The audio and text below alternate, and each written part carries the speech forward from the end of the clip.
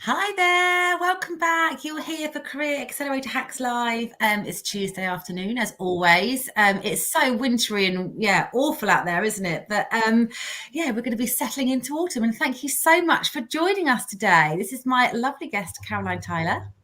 Hello. Thanks for having me on, Sally. Well, no, thank you for coming on. So, Caroline is a content director. You are I want to call you a professional blog writer, and you are. And we met, my goodness, probably a couple of months ago now. We kind of connected on LinkedIn. The power of LinkedIn. Please, everyone, just engage with everyone's posts because this is exactly how we met. And Caroline came into my life when I absolutely needed her, although I didn't really know that I needed you. I didn't know I needed you until I spoke to you. Amazing. Yeah. So can you tell us a little bit about what you do?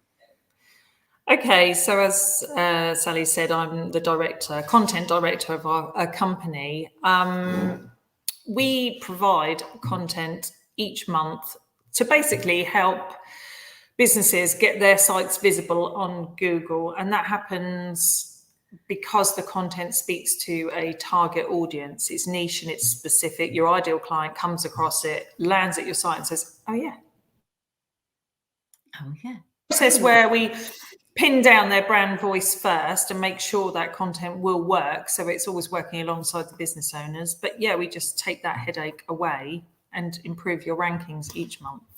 Fantastic. So people can come and find you, so you don't have to go and find your customers. Precisely. I mean, we've all got websites, just have them working for us. You know, they're not just a pretty, lovely bit of colour. They should be bringing leads in. They should be helping you to answer your ideal client's problems so that they land at your site and think, well, I need these people. They can help me. Fantastic. Well, obviously, I've got a million questions to ask you, but if anyone, who's viewing, anyone in the audience wants to ask any questions, please just type away and we'll see if we can, we'll come to them. So first things first, the question I've got for you is, what is content? Content is probably, I do the written content. So copywriting is probably the older term. And still valid to call it copy.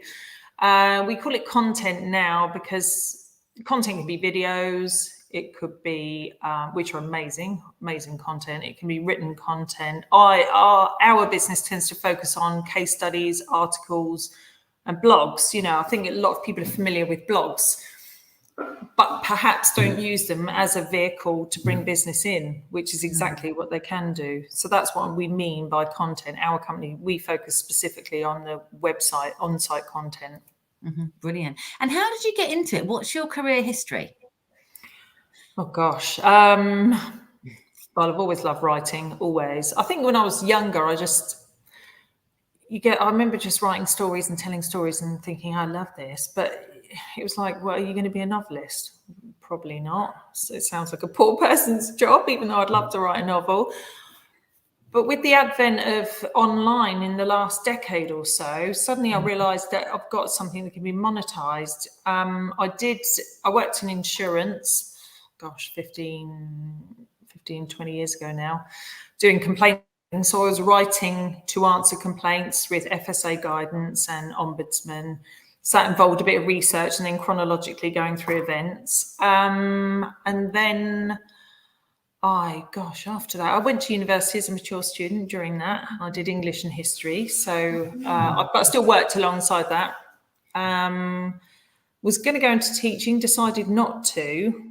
And then I sort of took a career break. And then I came out and I was doing sales and marketing. But within that, you've got to write brochures, websites, e-shops, email campaigns. I wrote an article each month for an industry magazine, and I thought, this is amazing. Then I realized that writing has value. You know, it speaks to people, and that brings in sales. So that's how I arrived at this point.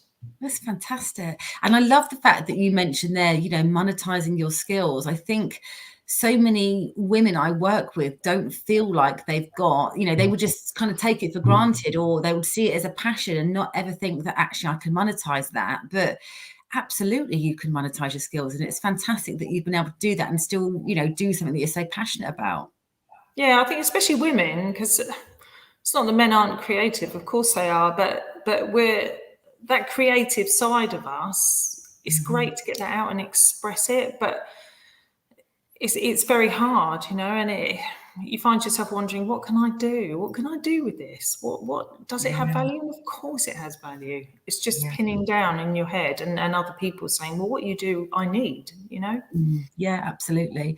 And I know that I've introduced you to, some of my network of women who are out there kind of building their own companies. Obviously, that's how we connected, because I think, for me, I know what I want to say in my head, but actually written language, written form is probably one of my weakest skills. And I think it's probably because I've spent so many years, working in sales and just having to verbalize, and be able to think on my feet and, and do all the things to be able to influence a sale face to face or on the phone. But actually, if you said to me, right, Sally, tell me everything you know about recruitment and go and write a paper on it, I genuinely wouldn't know where to start. And I think it's because even some of it is my own limiting beliefs in regards to, the standard of my written work. Do you find that's quite typical with a lot of the clients that you work with?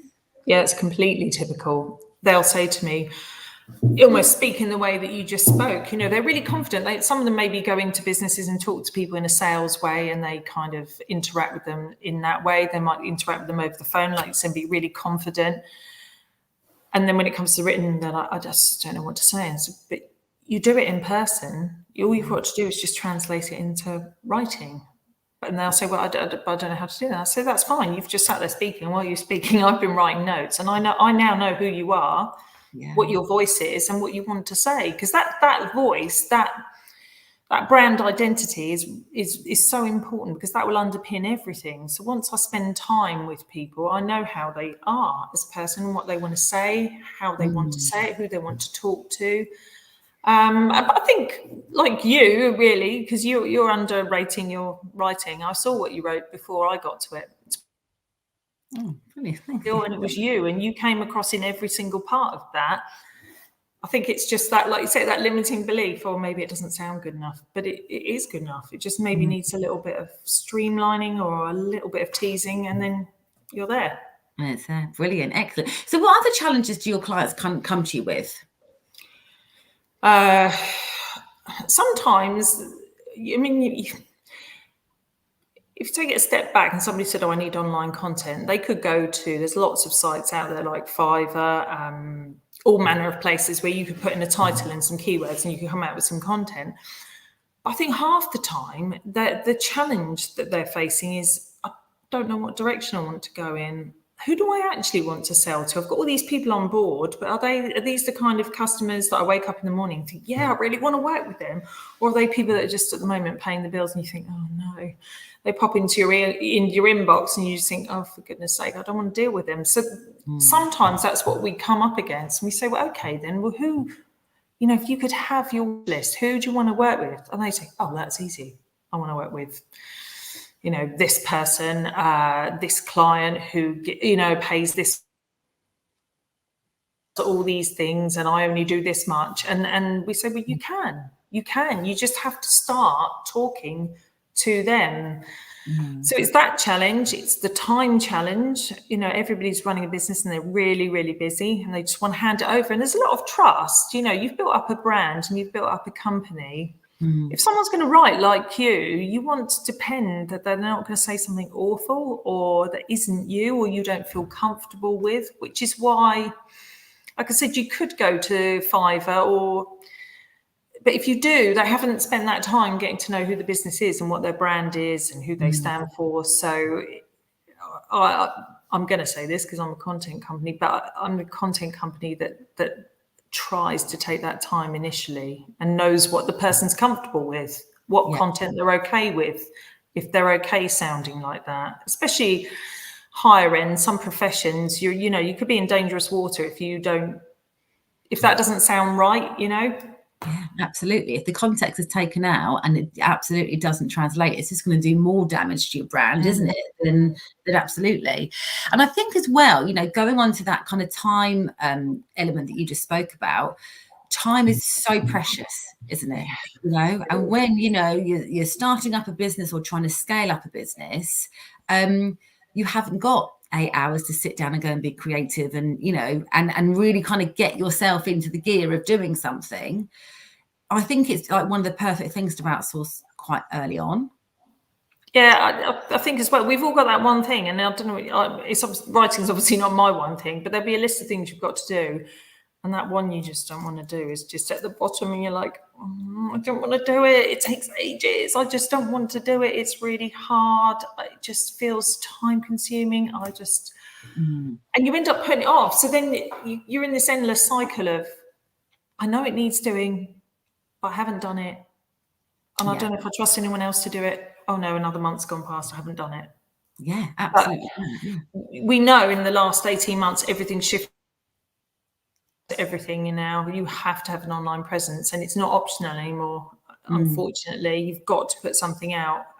Whether you do videos, which I always say to people, do a video. You know, people respect that. It's authentic. You can tell who people are. So put a video out. If you don't want to write, do that, or just have one piece a month. You know, if you don't want to hand it over to me, just write one thing where you're a case study, someone you've worked with, someone you've helped.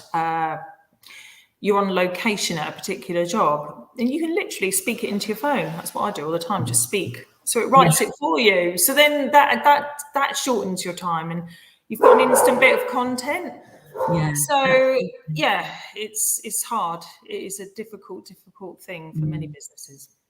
It's interesting because I think, you know, where kind of my personal block is, although I am working on it, to be honest with you, in terms of my written communication, the clients that I work with would rather do that than do a video any day.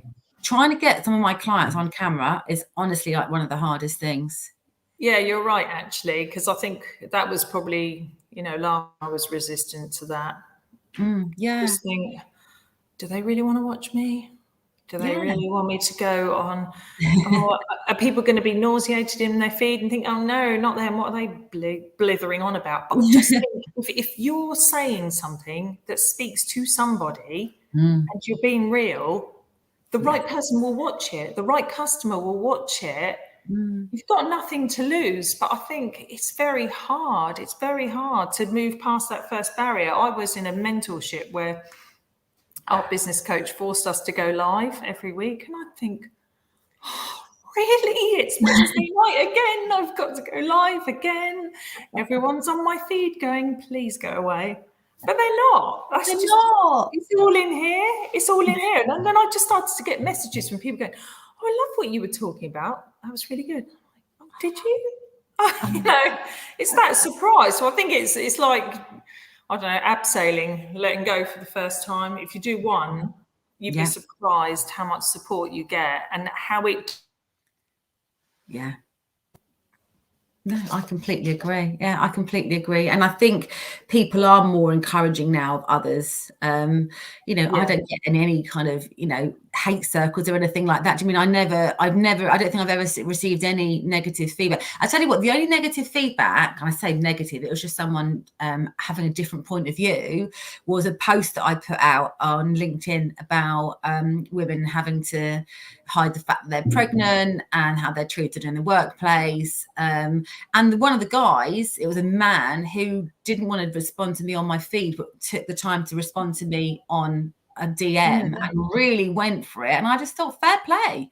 Like, he's like, Sally, you're not talking to me. You've just described everything I'm not as a male manager. And I'm like, that's brilliant. The fact that it sparked a reaction, that stopped. I'm like, great. I'm glad you're not like that, because there are hundreds of thousands of men out there who are like that. And that's Yeah, and I do feel sorry for the guys who aren't like that, because it's difficult. My business partner isn't like that.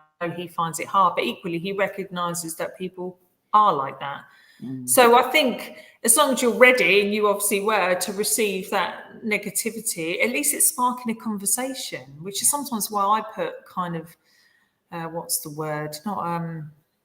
Not controversial, but sometimes a little bit difficult polls or questions on LinkedIn. And they say, people will write a comment, sorry that I'm going to say this. But I think, well, why are you apologising to begin with? I don't mind that you've got a different opinion to me. I love that you've got a different opinion. This is the whole point of this. This is a discussion. When we talk, we move each other forward and we progress. And that's what's important. And that's obviously what you managed to do there. Yeah, absolutely. And I think it is more, far more about collaborating and seeking the ideas and the opinions of others in order for you to grow and develop as a human being, isn't it? And I think we were scared of that before. We were scared of having an opinion. But I think the next question I've got for you is, how has the way our audiences react to, I don't think react is the right word, consume our content, how has that changed over the last couple of years? Just in far greater volumes. I think there's a stat that you've got about 3 to 4 seconds to impress someone because they're just going through their phone. Oh, your first little bit has got to be really impactful now. You've got very little time to impress someone, but I think the online space is crowded, there's no question. But I think what I've learned in the last year or two with this shift is that if you're consistently showing up all the time, it's not like you say, oh, well, I did lives for 2 weeks and it just didn't work, or I posted about this for a month and it didn't work. Just keep at it, keep at it, keep at it. Because I've had messages before where someone said, I keep seeing you talk about, and I think, oh, I talked about that like ages ago. So I think that's the shift. You used to be able to just do it periodically and it was all right, but now it does take a certain amount of energy. But play to your strengths. If video's your strength, do your strength. I mean, I've got no problem with somebody walking through a room with a shaky documentary style phone footage saying, right, I've just got to work, here's the team. I love all that. The things I watch on LinkedIn are unbelievable. I watch like paint being poured just because I'm just there thinking, oh, it's really fascinating. I don't need any paint, but I want to watch that. I want to watch it. So it's shifted more online. I would also say that you sometimes think you've got to put all your energy into every platform. You just can't do it. You won't be able to do it. Don't do it. Just master one and then you can move on to another. Yeah, absolutely. Well, you say that, but we're going out to Facebook, LinkedIn, and YouTube. The only reason I've gone to YouTube is because you can't download these videos off LinkedIn. So you need to have a platform that you can then go and download from to then edit the video to be able to repurpose it. So that's the only reason I do it to YouTube. Yeah, but I mean, that's brilliant. If you can cut out your work and you've got a presence there, fantastic. But if you're doing something on one and then you're doing something different on another, I do think there's certain things that translate across the platforms, and video is probably one of them, but there's other stuff that doesn't. My struggle, my issue probably with what I do is Instagram. I could do a video. How am I going to draw a picture of what I write? There's certain businesses that have got instantaneous images that work well on Instagram, which is that lovely flow of, oh, I love my feed, it's really beautiful. But for me, I'm not resisting Instagram, I just can't quite get it right. I don't know what I want to post on there yet. Do you know what? That's a really interesting point, because I follow a couple of bloggers just because I like their personality. And that's really interesting. I'll tag you in a couple of them actually, but they talk, and I think they're potentially inspiring other bloggers, if that makes sense. So maybe it's not the right kind of thing for you. But yeah, I think you're absolutely right. It's a really good point. Do you ever get writer's block? Occasionally, but I'll tell you, I mean, if anybody who thinks, no, I still don't trust a content company, just start with a few words. I was lucky at college. I had a really good teacher. I was turning in these essays and she was going, yes, I want to have a word. You're 17. You're like, well, what do you want? And she said, your essays, they could be a lot better. I'm like, well, I see. What's your problem? She went, you're an A student, you're coasting. And I thought, damn, I've been found out. I was writing them in my lunch hour. But but it was partly that, but also partly I said to her, I don't know how to start them. I don't know how to end them. I know what I want to say. I don't know how to start and end. She went, why are you getting hung up on the chronology of it? You just get the words on a page. There's two things I did. I'd write out a sentence and then I would for example, you wanted to talk to someone about coaching. They're thinking, how can I improve my leadership at work? I do things like, you know what leadership means, you know what work means, but you just write it in the middle of a page, define it, and then do a little line off it. Yeah. And then do a line off another one and think, oh, there's some ideas, some themes start to emerge in a circle. This is what I did, mind mapping. Yeah. And then I'd think, well, I'm going to talk about that bit, and that bit. And I would write it first. And now I just throw things on the page in any old order. Mm-hmm. And then I'll start to put headers in afterwards. So I don't do it chronologically. And that's what helps you, I think, because you think, how am I going to start? How am I going to start? And once she pushed me through that, I thought, oh, right. So I don't need to start at the beginning. I just need to write. And once I write, I write and then I'll put in an introduction afterwards and I'll put in a conclusion afterwards. Flowed straight away. A grade essays, So so I don't have, even if you write one sentence on screen, you'd be surprised how much you can flow off that. Yeah, that is such a good tip. It really, really is. I did my NLP recently and I found that I was writing, as in handwriting, loads more than I ever would do. Because my notes page for my job is like all over the place, but I can kind of read it. But because I wanted those notes to be able to, I could refer back to them and almost like kind of my learning log throughout it. I was amazed at how many words I spelt back to front, as in I would start the word halfway through and then go back and finish the beginning of the word. Yeah. And the more I was writing over these days and days and days, I'm like, this is just how I write. I can't, it's that first. And I think I would liken it almost to like a speech impediment. You can't get the first letter out, but you know how the word's formed and you know how it is, and it all kind of happens. And I think that's the way my brain works. Yeah, or even the way, another thing, a tip I've given people is just I said, well, you normally talk to people on the phone, as we were saying earlier in this live, or you might talk to them on an online meeting. Just record yourself speaking about your business or the things you sell, the products and services, who you help. Record yourself and then type out all those words. Yeah. Just You've got a bit of content done. You'd be surprised how much you can speak. I'll walk around the room for 5-10 minutes speaking to my phone, and then I'll send it to myself, and I've spoken 350 words. If you think most blogs I write are 500 words, boom, you've nearly done it. You've nearly done it, yeah. You just got to tidy Doing myself out of a job here, I think. But the thing is, having someone who's an expert come in and do something for your business, I just think it improves everything, doesn't it? You wouldn't go and, design your own logo unless you're a logo designer, would you? You wouldn't, I think the only thing I got to is my colours. And interestingly, I spoke to someone about my brand colours and they just sent back stuff that really wasn't me. And I'm like, that's not me. I'm not like I'm not a pastely girl. I'm like a in your face block colour. I wear a lot of monochrome, or I wear a bright colour. That's kind of how I dress. So actually, it had to reflect that. Yeah, it does. And I think that's the thing. Most people do know who they are. They do know what they want to say, and they do know what they want to get. It's just getting that down into some written word. I learn as much during the meetings from other people, and I just get so excited about their business. I think, God, who knew that was a thing? This is incredible. I'm like, I'm really glad I'm helping you, because I give a shit about what you do. I really care about what you're trying to progress.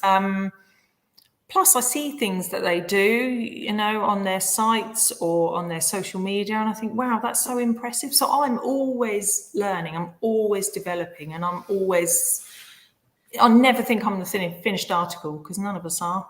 No, we absolutely aren't. And I think any good business does develop, doesn't it? Any good business, it isn't the business that you started, even starting Scopes, the clients that I've attracted, I had never in a million years thought that was the direction that the business was going to go in, and here we are, and this is what's happening. And, a membership is launching at the end of the month. And, I never thought that was going to be what it is. I thought I was just going to be helping people with their CVs and interview prep, because that's what I knew. And that really is probably 5% of what I do. Yeah, but that's a true entrepreneur, Sally. You've adapted and been flexible and evolved. And we're going to have to always do that. Everyone has to do that, really. But some people can't do what you've done and think, well, I started out with an idea, I'm just going to, relentlessly carry on with it, even though I can see that's not what people need. You're obviously listening to the people you're talking to, and they're going, well, actually, that's not what I need. That's only a very tiny part of what I need. What I actually need is help with, confidence. What I need help with is other things. So you've adapted, and it's a very similar thing to content and Google. If you think like that, Google evolves every single month because we evolve every single month. It changes all the time. What people are searching for in one month is not what they're searching for the following month. And if you're constantly aware, if you've got a constant dialogue with your customers and you're constantly aware of what they want, that feedback they're giving you on the phone, oh, this is what I need at the moment, that's not really working for me. If you're constantly thinking, oh, okay, how can I meet that need? Then the following month, your content reflects that, and that reflects what people are searching for. So it's a cycle. Yeah, that's fascinating. That constantly changes and constantly adapts. So really, in terms of, the advice that you would give to new businesses starting up who want to put all their efforts and energy into a static website is to just completely scrap that and start from what needs to continually go on there in order to be able to develop and engage your customers. Yeah, it doesn't mean you have to throw away a static site because it's there, but it needs to be optimized. And a few people will have heard of SEO. What you're trying to do is signpost for Google or any other search engine how to find it. If you think of those pages as indexing, an analogy my business partner uses is a librarian. It's a librarian. And Google needs to put your content in pigeonholes. So those pages have got to have the right title sat behind them. So that Google knows where to put them. It's like a concierge of content. So, and it's like, oh, I only want to put the very best in these holes. So they've got to be really niche and specific. If you talk about all your services on one page, don't split them out into separate pages because it doesn't help your customer and it doesn't help Google. If you help, I don't know, pets, children, and women, then you ought to have 3 pages with pets, children, and women. Don't talk about it on one page. That doesn't help Google. It doesn't know what to do. It's too noisy, and it thinks, "Oh, I'm just going to put it in any old pigeonhole." But you don't. You want one page to go in the pets hole, one in the women's hole, one in the children's pigeonhole, so that when someone arrives at the fantasy Google librarian desk, they'll go, "Oh yeah, there you go. There's your page." I love it. My mind's blown. I feel like I'm in the right matrix or something. I absolutely love it. I absolutely love it. I feel like we need to go into a rabbit hole of talking about my website again, but we won't because we're live and we're actually just not having a conversation like we normally would. So how can people work with you? You can. What we usually do is we set up a discovery call. Yeah. And just talk about their challenges within the business. And then that translates to online. They can DM me on LinkedIn. You can go to our website, which is iContent, i-content.co.uk and contact us there. But it's a simple 3-month process. Identify your brand voice, your ideal client, who you want to speak to, get the titles behind those pages really optimized so Google can see you. We get a baseline report. We start adding content based on those conversations. Month 2, month 3, get to the end of month 3, your site's up, guaranteed. And if your site's being seen, there's a greater chance it's leads coming in that lead to customers. Yeah, fantastic. And actually, I think a lot of the people that I work with, a lot of the businesses that I engage with, they're in business for a purpose. They are a purpose-led business. They are in this business world to make a difference and to have an impact. So you need people to know about you. You need people to, know what mark you're making on the world. And so having an optimized website is only going to help spread your message, surely. Yeah, exactly. And I think you've got to remember, I know a lot of people do well on social media. They do really well and build businesses. But I put all my questions into Google. How do I get my children to stop answering me back? What's the best way to pack my suitcase, for holiday? There are things like I put all my questions in there, and then whatever the results are is where I'm going to go. So that's what I say to people. Yes, people search hashtags and they search certain things online and on social, and you've got to do all of that. But your questions go into a search engine. So why don't you let your website work for you and be the answer? Yeah, absolutely. And what typical things are people Googling at the moment? Questions that people are Googling in terms of kind of, work or business or? Well, the biggest thing at the moment is obviously the return to work. a lot. I'm writing some content at the moment for a training company who's seen search results on lack of confidence, which you can understand. We've all been at home in our hoodies going, oh, good, no one can see me. And suddenly you've got to put your work clothes on, go back into work. So there's massive searches around confidence, end of furlough. How do I get my business started? How do we push marketing? You know, there's all those things. How do we shift online? How do we get ourselves seen? Because we're hoping to get the economy moving, but there's obviously some emotional stumbling blocks to get past first. You know, we've all been through the mill. We really have. And that's what people are asking about at the moment. Yeah, absolutely. And a lot of the women that I'm working with specifically, they feel, you know, the word that they use quite a lot is lost. They feel lost. They feel like, and I think it, you know, underlying when you start unpacking what that emotion actually is and this unrest, it's because they're dissatisfied with their current life. They're dissatisfied with their current job. And because that then makes you feel lost. But actually, if you really get clarity of what it is that you're looking for and have a plan, those feelings of lost go, because actually then got a clear, you know, you've got clarity, you've got a clear direction, and then you find your confidence again, and then off you go. But it's that feeling of loss that makes it's so debilitating, isn't it? You don't know which way to go. Yeah, it is horrible not knowing where you're going to go. And we've had a lot of uncertainty as a planet, as a country, and that's it's not nice. Like you say, not knowing where you're headed. Usually people have got, I was the queen of a 2-year plan and a 5-year plan, and I used to do all that sort of thing. But when your world's not certain, that's really hard, very hard. So you know, your content would be thinking about those questions that those women are asking themselves at the moment. How do you solve that for them? Yeah, absolutely. Oh, well, I just love the fact that you have actually found your purpose and you're doing something that you loved as a child and now monetizing it and then helping other people, you know, spread their message. It's just incredible. Yeah, thank you. I keep pinching myself. I'm a paid writer. It's so exciting. It is exciting. And I can say from first-hand experience of working with Caroline, how amazing she is, how, you know, invested you are in my brand, how you've really helped me to find my brand voice, and the confidence that that's given me. So, yeah, I just wanted to thank you for that, really. Oh, no, you're very welcome. It's you're about to change the world and it needs it, Sal. So I'm glad you're doing it. Oh, bless you. Thank you so much. Now, I know that there's a couple of videos because you've sent some videos over to me before to watch. So yes, we'll pop those in the links below. Yep. I know that, is it Joe? Yes, my business partner. Yeah, he's about to talk about. Yeah, he's about to talk about those titles that I talked about behind your pages. It's a little rough guide to what you can do. If any of you've got back access to your website, if you don't want to pay for it to be optimized, that blog will be about that. So I'll make sure that link goes on when it goes up. Fantastic. That's incredible. But yeah, please do reach out to Caroline and her team. You know, if it's genuinely, you know, from someone who's outsourced all sorts of things over the last year, yeah, I mean, this would have been number one on my list in terms of outsourcing, in terms of not only knowing someone's doing a really good job, but also the mental load that's lifted for me. I have just started a business mastermind just before we met.